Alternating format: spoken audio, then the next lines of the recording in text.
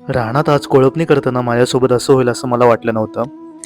रामकृष्ण हरी मंडळी, स्वागत आहे तुमचं डेली व्लॉगिंगच्या 93व्या दिवसात. आणि माझं कोल्हापुरातलं काम झालेलं आहे. ते काम काय होतं ते येणाऱ्या 2-3 महिन्यात मी तुम्हाला स्वतः सांगेन, त्यामुळं काळजी करू नका. एक थोड्या वेळानंतर परत आपल्याला कवट्याला जायला निघायचं आहे.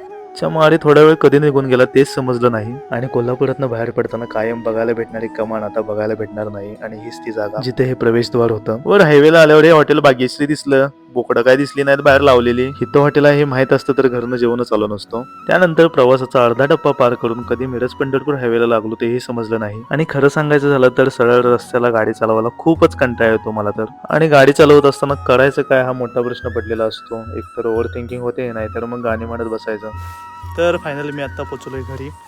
थोडा वेळ झोपतो, खूप कंटाळा आलाय, नंतर भेटूया.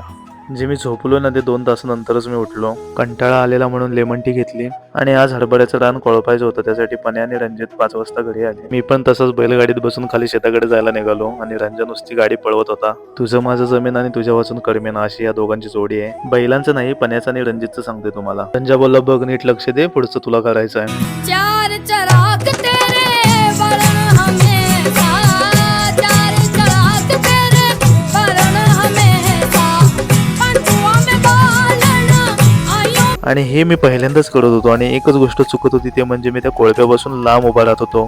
त्यानंतर शंभू पण आला. उरलेलं शंभूनं आणि पण्यानं कोळपून घेतलं. तर मित्रांनो, आजचा व्हिडिओ कसा वाटला ते कमेंट करून सांगा. व्हिडिओ जास्तीत जास्त शेअर करा, तुमच्या वाला सपोर्ट करा, जाताना फॉलो तेवढं करा. भेटूया उद्याच एका अशा सुंदर व्हिडिओत. धन्यवाद.